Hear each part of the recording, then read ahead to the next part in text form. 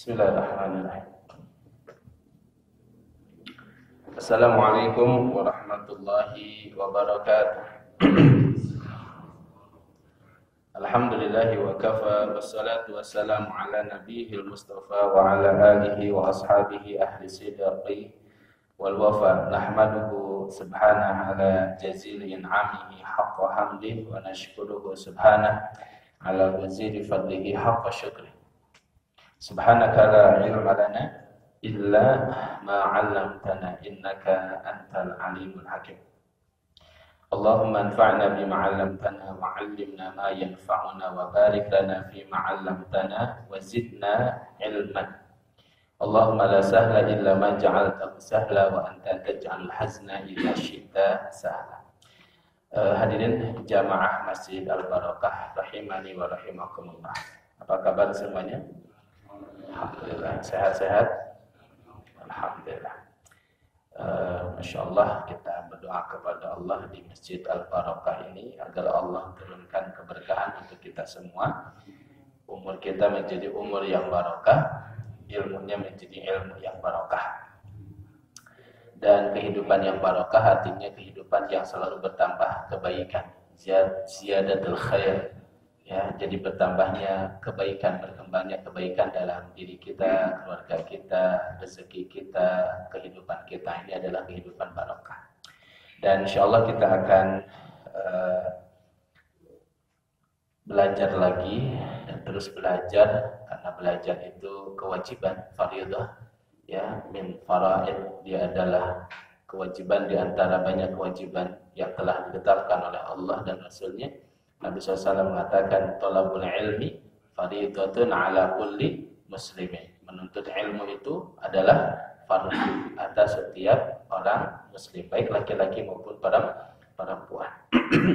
Maka dari sejak kita lahir sesungguhnya sampai ajal datang kepada kita, tetap melekat kewajiban untuk thalabul ilmi.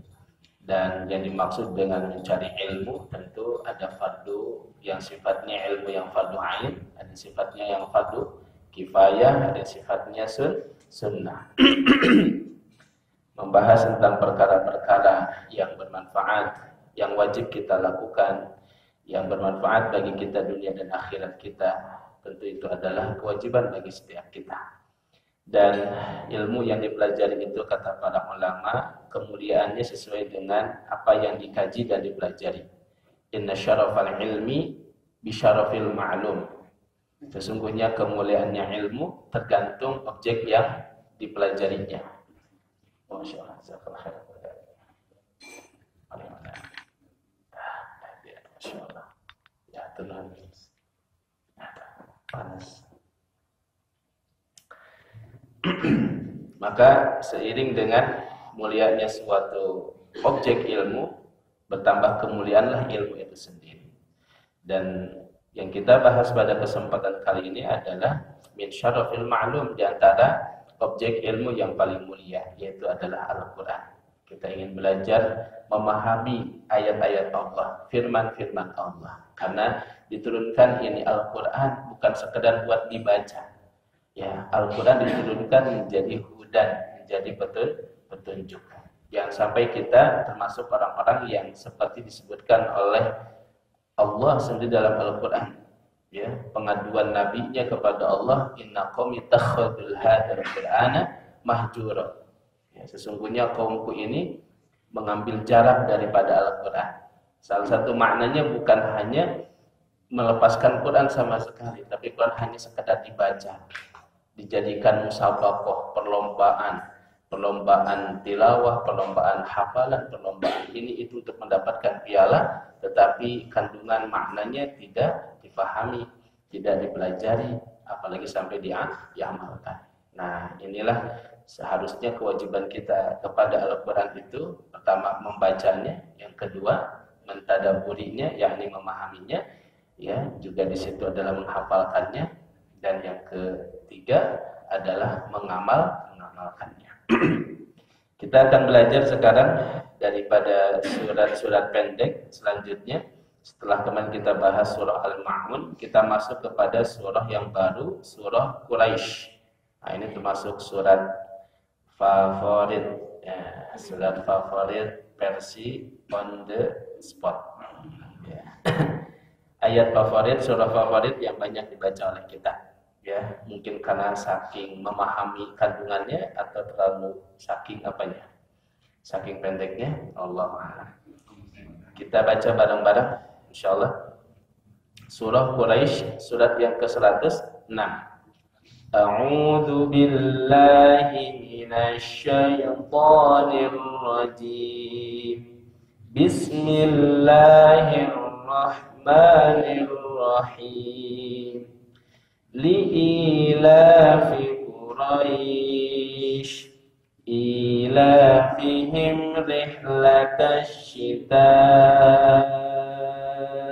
was-shayf فليعبدوا رب هذا البيت الذي أطعمهم من جوع وآمنهم من خوف. Baik, hadirin yang dirahmati Allah, ini surah termasuk Makkiyah. Surah ini termasuk turun di Makkah atau lebih tepatnya sebelum hijrahnya Nabi SAW. Dan para ulama menjelaskan bahwa surah ini berkaitan dengan surah yang ke-105, itu surah Al-Fil. Surah Al-Fil yang dimulai dengan kalimat ayat alam tara kaifa fa'ala rabbuka bi ashabil fil. Sehingga sebagian ulama bahkan menyebut ini satu surah antara Al-Fil dengan Quraisy ini. Tetapi yang kuat, yang benar, yang rajih adalah terpisah antara surah Al-Fil dengan surah Quraisy. Nah, tapi saking berkaitan eratnya antara surah Al-Fil dengan surah Quraisy, sampai-sampai sebagian sahabat itu kalau baca surah Quraisy itu plus juga baca surah Al-Fil. Jadi dia baca dulu Al-Fil, kemudian dilanjut dengan surah Quraisy. Salah satunya adalah sahabat Nabi yang bernama Umar bin Khattab.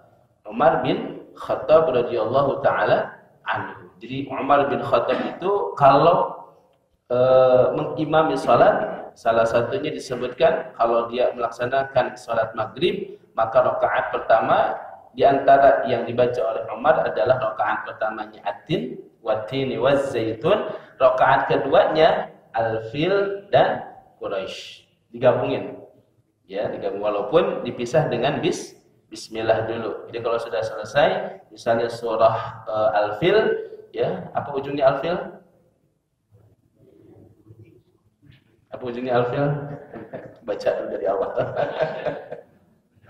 Apa ujungnya Al-Fil itu? Alam tara kaifa fa'ala rabbuka faj'alahum ka'asfin ma'kul. Kalau mau masuk surat berikutnya, jangan langsung dibaca ayat pertamanya, tapi Bismillah dulu untuk memisahkan antara surat yang satu dengan surat yang lain. Bismillah dulu baru baca li'ila fi Quraisy. Ini yang dilakukan oleh sahabat Nabi yang bernama Umar bin Khattab radhiyallahu taala anhu. Dan ini surah turun untuk mengingatkan orang-orang Quraisy akan besarnya nikmat Allah Subhanahu wa taala. Dan Nabi sallallahu alaihi wasallam adalah orang Quraisy, bangsa Quraisy, keturunan daripada Quraisy. Allah ingin mengingatkan kepada kaum Quraisy terhadap nikmat-nikmat yang telah Allah berikan kepada mereka. Nah, kaitannya nikmat tersebut adalah dengan berkaitan dengan surah Al-Fil, di mana Allah menyelamatkan kaum Quraisy, bangsa Quraisy dari serangan pasukan bergajah yang dipimpin oleh Abraha.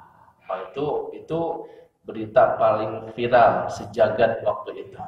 Ya, berita paling viral, paling tersebar di mana-mana bahwa Allah telah menjaga bangsa Quraisy, menjaga rumahnya di Makkah dari serangan yang sangat besar, pasukan bergajah dipimpin oleh seorang gubernur Nasrani, gubernur Kristen yang bernama Abraha, dipimpin dari Yaman, berangkat pergi dari Yaman, ya, dan dia ini gubernur Kristen, keturunan Kristen, dan dia membuat, nanti kita bahas secara khusus tentang kisahnya Abrahah dalam surah Al-Fil. Yang jelas datang dari Yaman untuk menghancurkan Ka'bah. Satu tujuannya itu menghancurkan Ka'bah, tapi dijagain oleh Allah Subhanahu wa taala.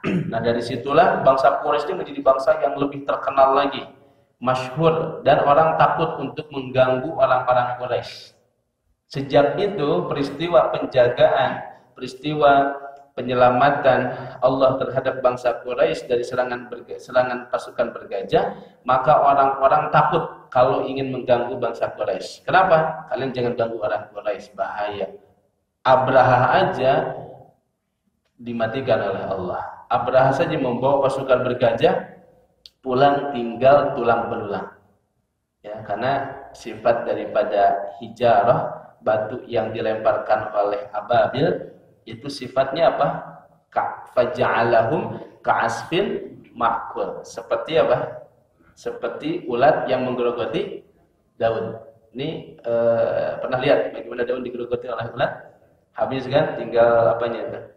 Tinggal tangkai atau itu. Nah, begitulah sifat daripada hijarah, batu, ketika dilemparkan oleh toyran ababil. Nah, tentang apa itu toyran ababil nanti khusus dalam surah Al-Fil. Nah, ketika dilemparkan itu mengenai tubuh pasukan Abraha, itu membuat tubuh mereka kayak habis digerogoti gitu.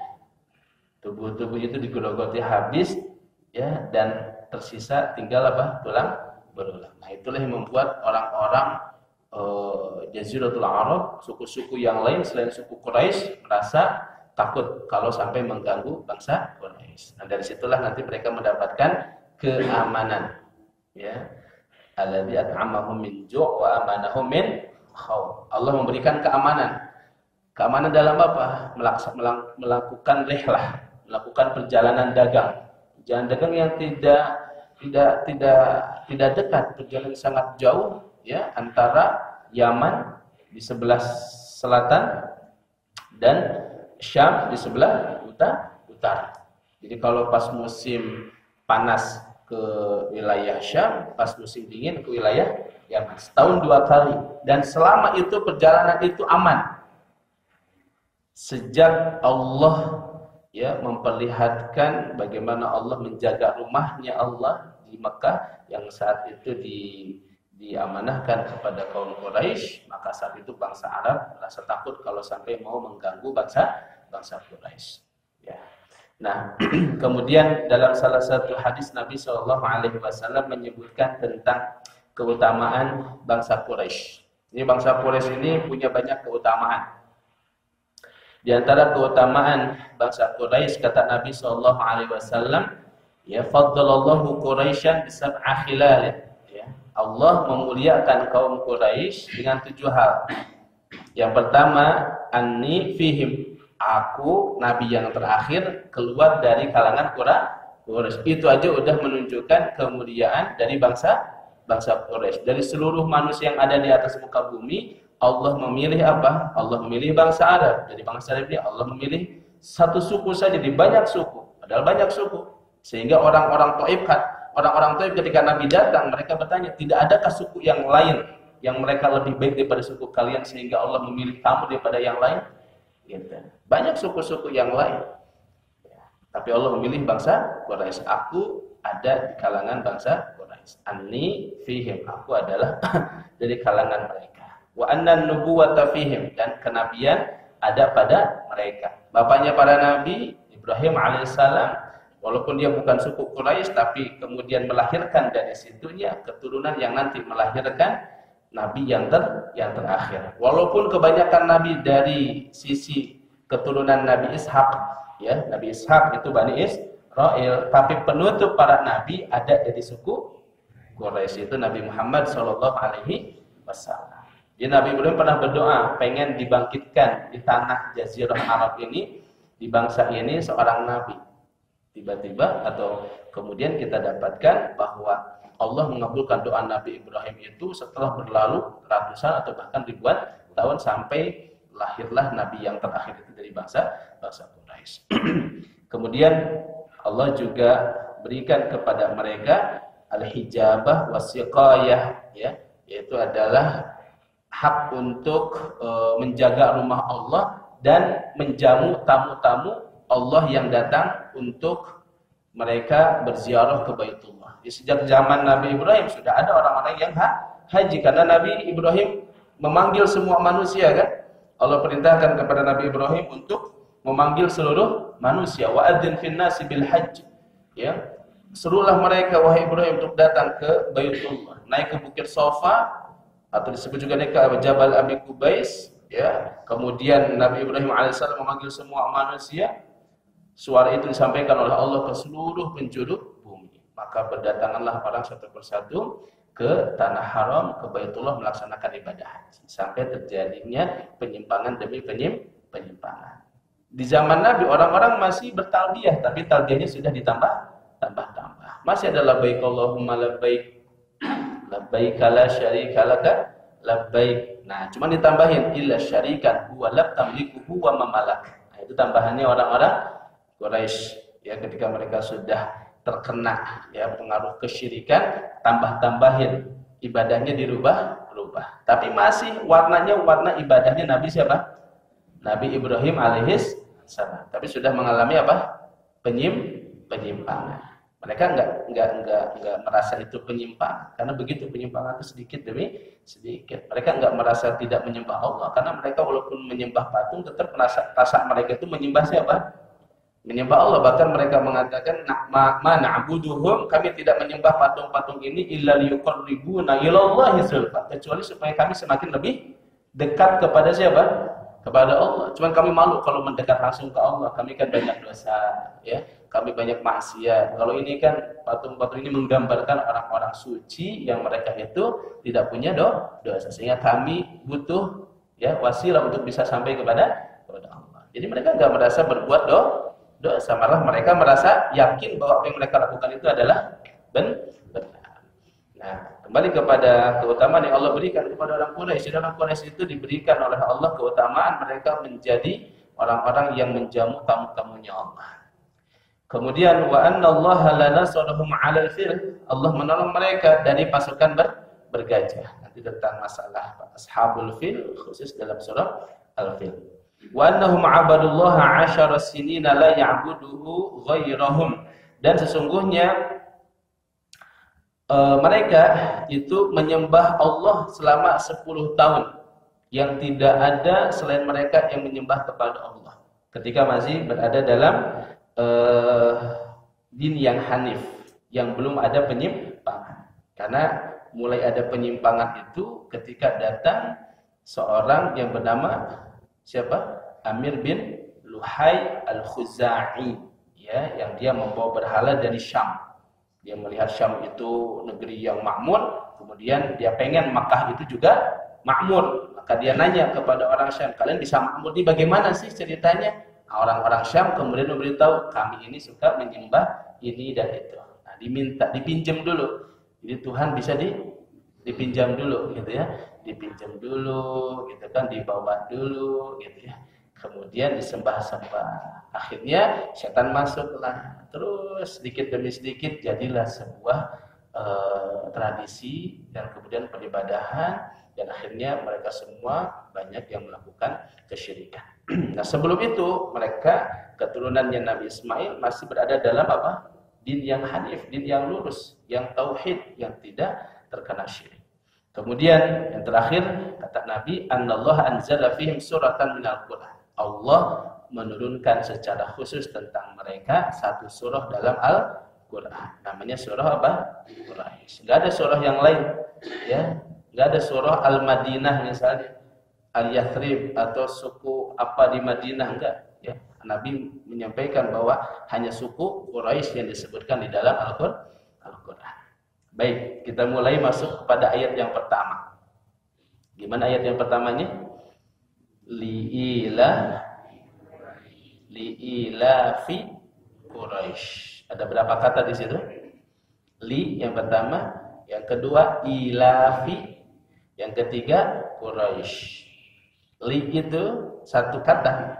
Li itu bisa banyak makna di sini. Bisa maknanya li sabab, karena, disebabkan. Nah, kalau artinya maknanya disebabkan, berarti kaitannya li itu dengan surah Al-Fil.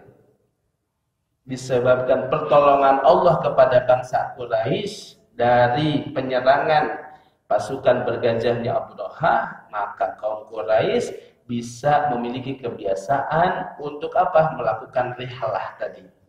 Rihlah perjalanan berdagang dari Syam dan ke Yaman dengan aman karena pertolongan Allah. Jadi masih nyambung dengan surah apa? Al-Fil. Juga maknanya di sini huruf li itu dalam bahasa Arab ini satu huruf aja punya makna, bisa banyak maknanya. Ini kayaknya bahasa Arab. Satu huruf bisa punya banyak makna. Satu huruf saja. Ini juga bermakna dita'ajjub, untuk menunjukkan ketakjuban, ya, kekaguman. Lihat bagaimana Allah menjaga kaum Quraisy, memuliakan kaum Quraisy dengan Allah menjauhkan mereka dari serangan pasukan Abraha. Itu salah satu makna li.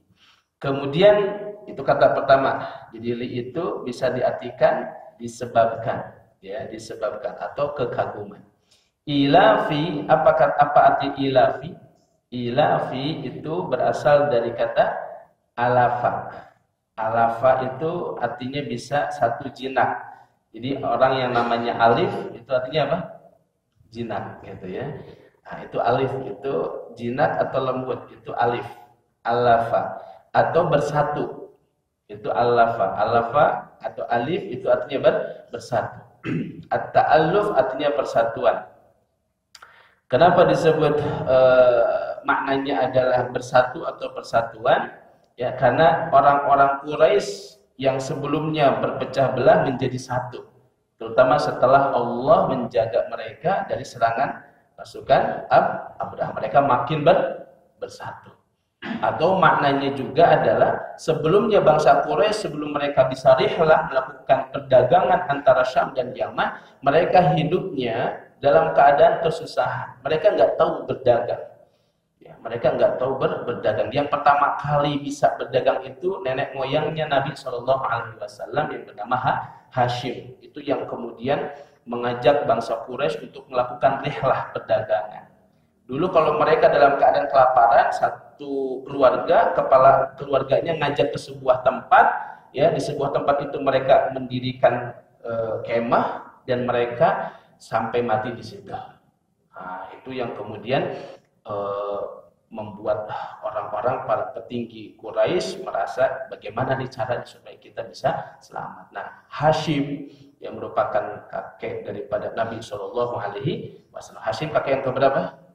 Coba Muhammad bin Abdullah bin Abdul Muttalib bin siapa bin Hashim?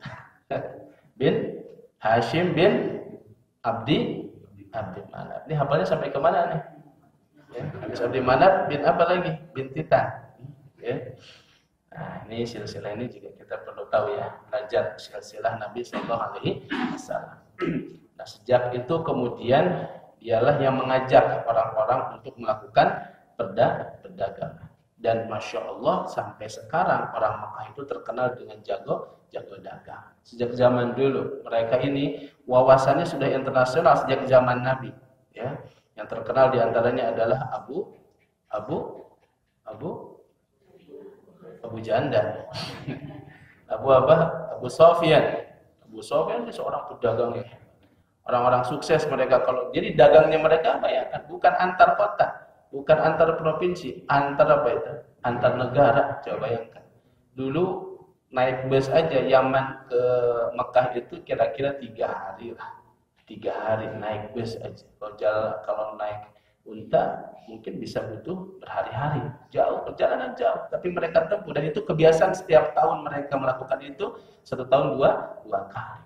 Nah, ini wawasan dagangnya mereka luar biasa. Ya. Nah, kemudian makna daripada ilaf juga bermakna tadi yaitu Allah menggabungkan ya Allah dengan penjagaan Allah kepada orang-orang Quraisy, mereka jadi aman sehingga Allah gabungkan 2 perjalanan tadi, rihlah syita dan rihlah shaif, rihlah di musim dingin dan rihlah di musim Rihlah di musim dingin ke Yaman, rihlah di musim panas ke mana? Ke Syam. Digabungkan dua kenikmatan itu diberikan oleh Allah kepada orang-orang Quraisy. Biasanya kalau orang-orang biasa di luar Quraisy mereka melakukan rihlah, melakukan perdagangan sudah habis. Banyak para perompak di tengah gurun pasir seperti itu, orang kelaparan, orang butuh makan segala macam. Maka nggak banyak yang selamat. Nah, di masa itu orang Quraisy nggak berani untuk mengganggu bangsa Quraisy. Kenapa tadi? Karena takut dengan kisahnya hancurnya Abraha. Kemudian kata Quraisy li'ila fi. Tadi sudah dua kata ya. Yang pertama li yang artinya apa? Bisa disebabkan, bisa ketakjuban. Ilaf artinya apa? Kelembutan, jinak atau menggabungkan, mempersatukan atau juga bermakna kebiasaan. Kemudian kata Quraisy. Siapa ini Quraisy? Quraisy itu disebutkan oleh para ulama, ada yang mengatakan dia nama lain daripada Fihr. Fihr ya salah satu kakeknya Nabi SAW ya. Ada juga yang mengatakan dia adalah Nadhr ya, Nadhr bin Kinanah. Nadhr bin Kinanah di atasnya Fihr. Ya, itu nama lain daripada Quraisy. Yang jelas menunjukkan Quraisy ini bangsa yang besar karena sampai 13 angkatan ke atas Nabi SAW itu adalah bangsa Quraisy. Jadi cukup banyak. Nah, kemudian Nabi SAW coba kita lihat nih nasabnya Nabi. Coba siapa yang hafal? Muhammad putra Abdullah, terus Abdullah putra Muthalib putrana Hashim putra Abdi Manaf. Terus waktu TK pernah belajar gitu-gituan enggak? Enggak pernah ya? Menuju SD? Bacaan kantos. Oh, terlambat TK. Terus ini Muhammad bin Abdullah bin Hashim bin Abdi Manaf bin Qusay. Ya, bin Qusay. Terus apa? Kilab, Murrah, Ka'ab, Ka'ab, siapa lagi? Lu'ay, Ghalib.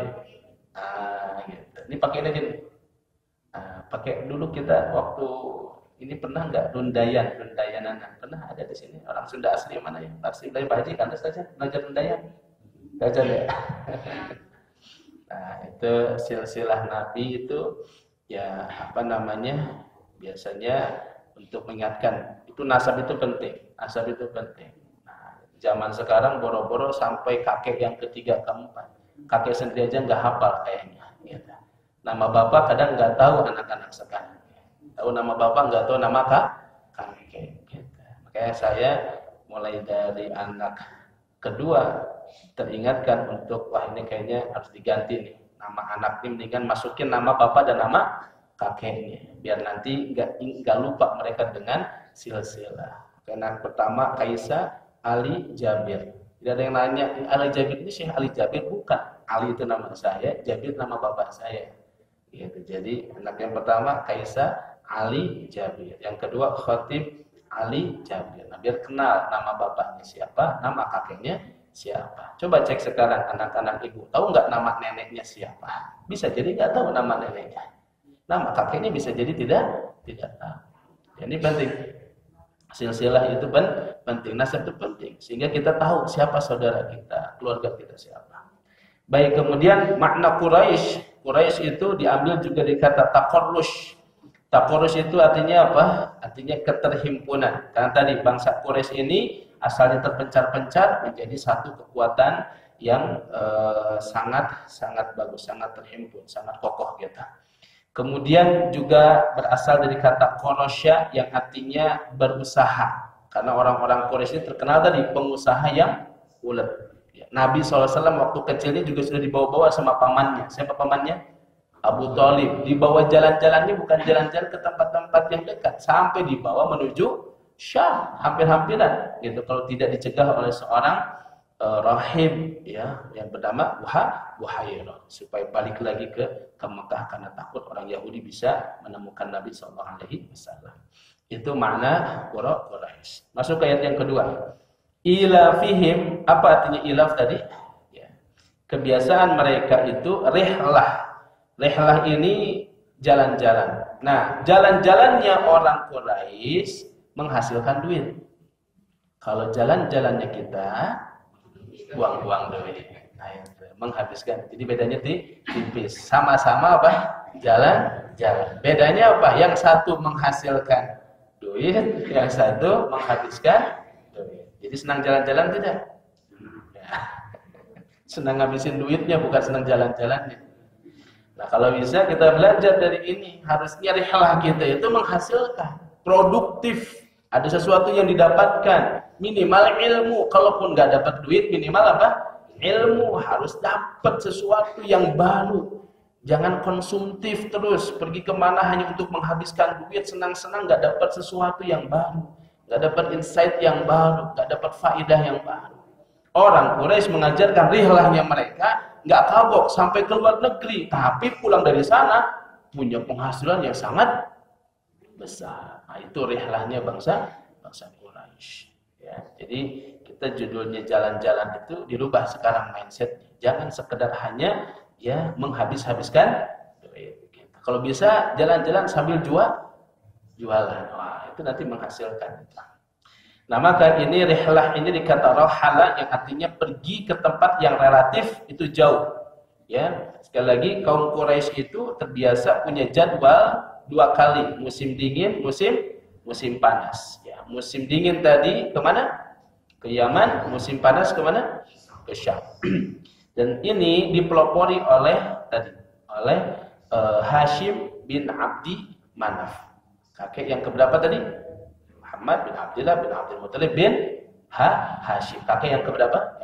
Yang keempat dari Nabi Shallallahu Alaihi Wasallam. Tapi dialah yang kemudian mempelopori adanya rihlah syita dan rihlah sahih.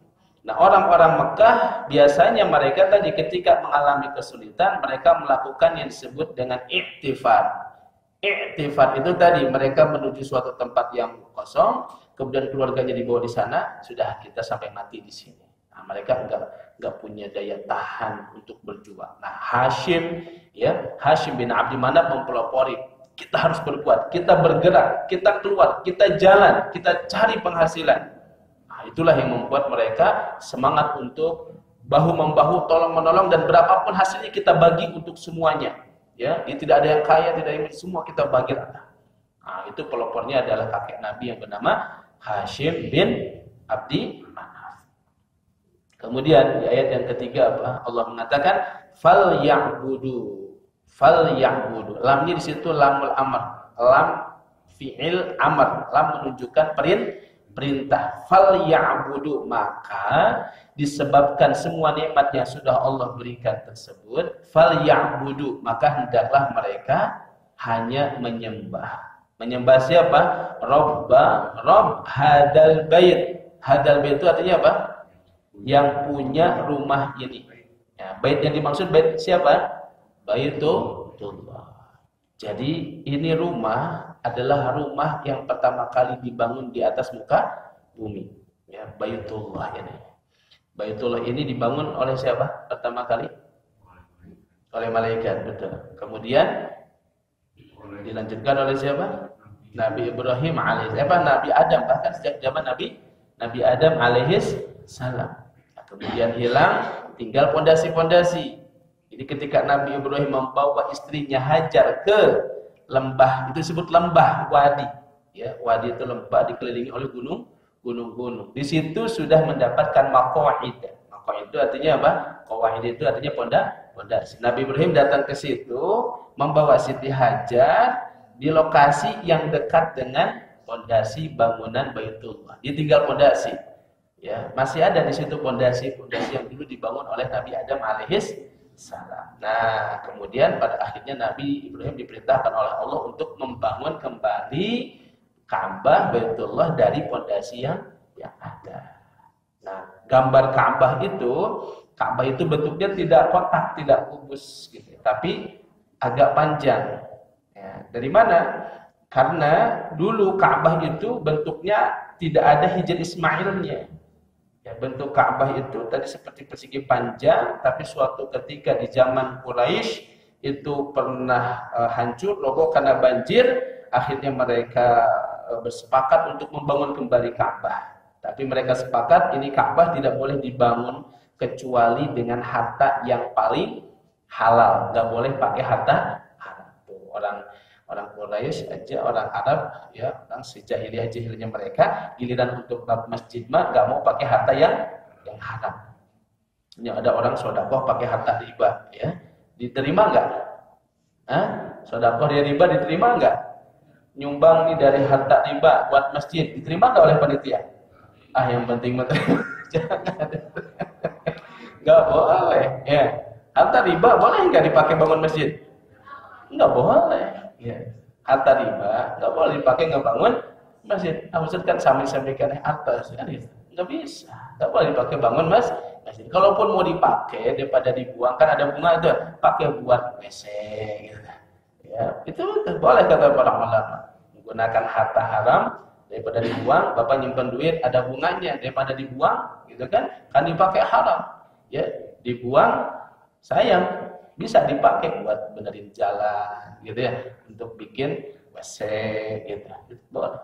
Tapi untuk bangun masjid, nggak boleh. Orang Quraisy aja ngerti itu tuh. Orang Arab yang bahlul itu, waktu itu yang musyrik aja ngerti nggak boleh ngebangun Ka'bah, masjid dari harta yang haram. Maka mereka kumpulkan harta-harta mereka, ternyata nggak cukup buat ngebangun kembali Ka'bah. Berarti saking banyaknya harta mereka yang apa? Yang haramnya daripada yang halal, tinggal sedikit, maka asalnya harus dibangun segini nih, gitu ya. Nah, maka karena tidak cukup, mereka buat seperti yang kita lihat sekarang, sisanya dibuat setengah lingkaran. Nah, ini untuk penanda bahwa ini masuk bagian daripada Ka'bah. Di zaman Abdullah bin Zubair, ya, itu pernah dibangun kembali, dihilangkan Hijr Ismailnya, dibangun kembali. Datang Hajjaj bin Yusuf, ya, kemudian dibom lagi itu Ka'bah, dihancurkan lagi, dikembalikan seperti semula, yaitu dengan ada Hijr Ismail. Di masa Imam Malik, khalifahnya bertanya, apa kita perlu kembalikan lagi Ka'bah kepada bentuk semula? Karena Nabi SAW pernah berkata kepada Aisyah, sebenarnya memang Ka'bah itu bentuknya yang kayak begini itu tadi, yang nggak ada Hijr Ismailnya, menyatu semuanya. Ya, tapi kalau kita rubah lagi, ya, nanti, maaf, kata Nabi, tapi kalau saya rubah sekarang, khawatir orang-orang ini baru masuk Islam, mereka pasti bakal protes. Nah, dilakukan pernah di zaman Abdullah bin Zubair. Lalu kemudian di zaman Hajjaj dikembalikan lagi ada Hijr Ismailnya. Di zaman Imam Malik, kata khalifah, kita perlu kembalikan lagi dari awal. Kata Imam, jangan, nanti orang yang akan datang yang enggak setuju robah lagi sampai akhirnya sampai sekarang kita masih bisa melihat Baitullah Ka'bah itu dengan ada setengah lingkaran Ismail. Tapi dari situ ada keunggulan. Aisyah pengen sholat di dalam Ka'bah. Kata Nabi, kalau kau mau sholat di dalam Ka'bah, sholat saja di mana? Hijr Ismail. Karena itu bagian daripada Ka'bah. Jadi orang kalau mau sholat di dalam Ka'bah, cukup dengan sholat di dalam Hijr Ismail. Karena dia bagian daripada Ka'bah. Dan itu mudah sekarang kan untuk bisa sholat di dalam Hijr Ismail. Kalau sholat di dalam Ka'bahnya, masuk ke dalam, susah atau mudah? Susah, kecuali jadi anak presiden dulu baru bisa masuk, ya. Nah, maka ini Baitullah dibangun di masa oleh para malaikat, dibangun juga di masa Nabi Adam, dibangun lagi oleh Nabi Ibrahim, kemudian di masa-masa berikutnya. Nah, kemudian hadirin Allah, di sini Allah mengatakan fal ya'budu rabb hadzal bait. Yang punya rumah ini siapa? Allah. Dan inilah hakikat Baitullah. Ini yang punya Allah. Maka ketika pasukan bergajah Abraha datang kepada Abdul Muthalib, kakeknya Rasul, mengatakan, saya datang ke sini untuk menghancurkan Ka'bah. Itu intinya. Saya ingin orang-orang datang ke gereja yang saya buat. Jadi si Abraha ini punya gereja di Yaman, namanya Qulaisok. Dibangun sangat megah sekali, termegah waktu itu, karena dia seorang gubernur besar. Tapi kemudian tidak ada seorang pun yang datang. Yang malah orang datang ke gerejanya si Abraha ini untuk buang kotoran. Marah Abraha. Wah, ini gak ada jalan lain kecuali harus saya hancurkan Ka'bah. Apa kata Abdul Muthalib? Silahkan, ya. Aku datang ke sini hanya untuk mengambil untaku yang ku ambil. Abraha marah. Oh, ternyata engkau tidak ada keinginan untuk menjaga rumahmu. Apa kata Abdul Muthalib? Innali innani rabbul ibil. Aku ini rabbul ibil, pemilik unta. Amma baitullah laha rabban hamah. Adapun Ka'bah ada rob, ada pemilik yang akan menjaganya. Maka perlu tahu diri, nggak bisa melawan pasukan gajah. Ya serahkan kepada siapa? Allah Subhanahu wa taala. Sudah masuk waktu azan. Ya, masyaallah. Tersisa satu ayat lagi ya, dikit nanti satu ayat lagi. Alhamdulillah wa syukru ala ni'matillah wa la haula wa la quwata illa billah. Ya, kita sempurnakan surah Quraisy. Di ayat yang keempat Allah Subhanahu wa taala menyampaikan siapa dia Allah yang memiliki rumah ini? Dia pula Allah alladzi at'amahum, yang telah memberikan makan kepada mereka. Alladzi at'amahum min ju', yang telah memberikan makan mereka ketika mereka lapar. Wa amanahum min khauf, dan telah memberikan keamanan, rasa aman kepada mereka dari ketakutan. Ini dua hal yang kita butuhkan dalam kehidupan. Dua hal yang kalau sebuah negeri sudah hilang kedua hal ini, maka akan terjadi kekacauan di mana-mana. Yaitu apa? Lapar dan takut, kenyang dan merasa aman. Kalau sudah hilang rasa aman, ya akan terjadi kekacauan di mana-mana. Kalau hilang kenyang atau kelaparan di mana-mana, akan terjadi kejahatan di mana-mana. Karena kelaparan orang bisa rela saling membunuh. Karena kelaparan orang tidak peduli lagi halal dan haram. Orang jarah sana jarah sini. Dulu waktu terjadi likuifaksi di Palu kan, di awal-awal terjadi bencana karena mereka kelaparan, akhirnya mereka jarah sana jarah sini. Cuman yang heran kenapa TV dijarah juga gitu, lapar tapi ngejarah TV gitu kan, dijarah benda-benda kayak gitu.